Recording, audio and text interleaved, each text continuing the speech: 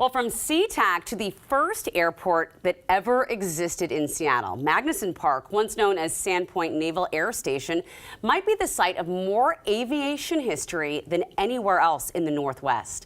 Historian Feliks Banel joins me now to share some of Seattle's forgotten aviation history. I've been to Magnuson Park for birthday parties. I've noticed the military barracks. I had no idea there was so much aviation history, or that was the first airport. Yeah, it's really crazy. It goes back to 1920 when the leaders in King County and Seattle wanted an airport and they wanted the Navy to take it over.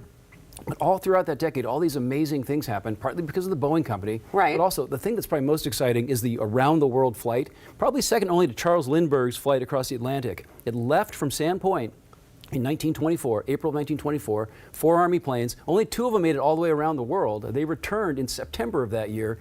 Thousands of people came and turned out, and it was this huge celebration, but it's pretty much forgotten. There's a little monument right at the front of Sandpoint, the entrance, but you have to speed past it in your car. You can't really get to it on foot. Yeah, and someone will honk at you if you try to look at it. Oh, yeah. It's an amazing story of earliest kind of flight and these super long distances, and it all started and ended right there on that field. And Charles Lindbergh actually visited Magnuson Point, or Sandpoint, I should say, in the 1920s. Yeah, he did that famous transatlantic flight in April or May of 1927. Then he went on around the country tour. Something like 1 in 4 Americans saw him in person that year. What? 1 in 4 Americans? I know, it's crazy. And he came out to Sandpoint. He flew in the Spirit of St. Louis, landed his plane there, put it in the hangar.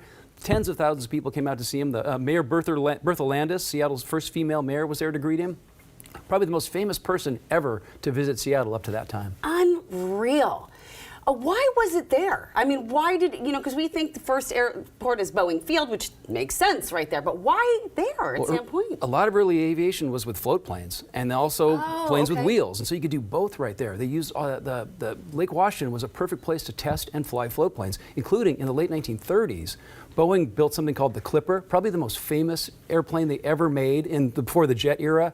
Big luxury travel with like sleeping, places to sleep and silverware in China and everything. Oh my! They tested those right by Sandpoint at Matthews Beach. And they were Yeah, they're big giant flying boats with these huge passenger aircraft. The only way they could test them was setting up outside Sandpoint for about a year. They had these huge Clipper planes taking on and off all the time, right there by Sandpoint. What a sight that must have been to see. And the sound, the big 4 engines all throbbing and everything, really incredible. My goodness. Yeah. I wish we had video of that. Yeah. During World War II, this base was a very busy place. I mean, like I said, when you go there now to a kid's birthday party where there's trampolines, but you're passing all these old military barracks.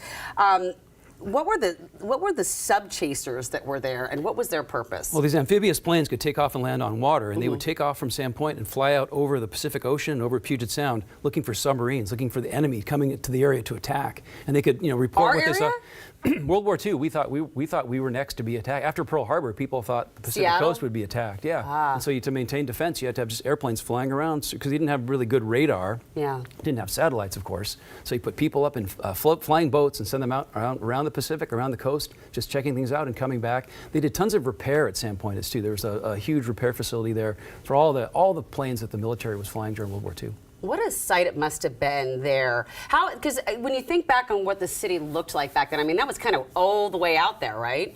Yeah, it was sort of out in the country. There certainly weren't all this housing development stuff around there. And that's one of the reasons why that went away, because so many people moved into that area in the 60s and 70s.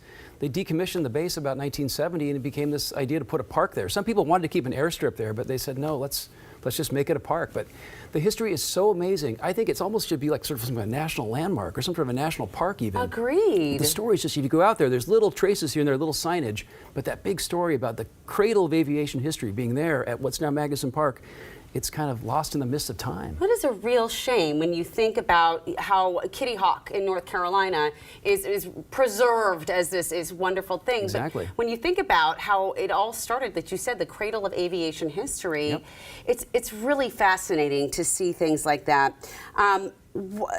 Basically, after World War II in the 70s, when it was decommissioned, the weekend warriors were hanging out? Yeah, what does that it was a Navy reserve base. So guys would fly in from Idaho, Oregon, whatever, and like take turns like practicing flying on the aircraft, keeping their hours up, doing things they would need to do in case they were activated to be, in active duty again. But it's just, It's a really cool treasure. There are a lot of hangars and other old buildings and things. What do they do with those old buildings? Are they just sitting empty? Oh no, they're used for the indoor soccer. They use them for record storage. There's all sorts. I mean, there's many purposes, many uses of those buildings at what's now this kind of incredible park and civic center. Yeah. But the Navy base part is sort of broken up, and the history is sort of scattered to the winds there. And it could be. My hope would be to see a really cool interpretation there of that history. Who would take that over? I mean, who would pioneer that project other than Feliks Banel? No, there's a group called Friends of Magnuson Park that does work like that, and there's like aviation history groups. But I think it would take sort of legislation to get like federal money to create a national historic landmark or national park kind of place. Like that would be ideal. A national park there would be awesome. You know, Boeing assembled a lot of their early planes there. It's not like it was just an airport. It was a manufacturing facility too. It's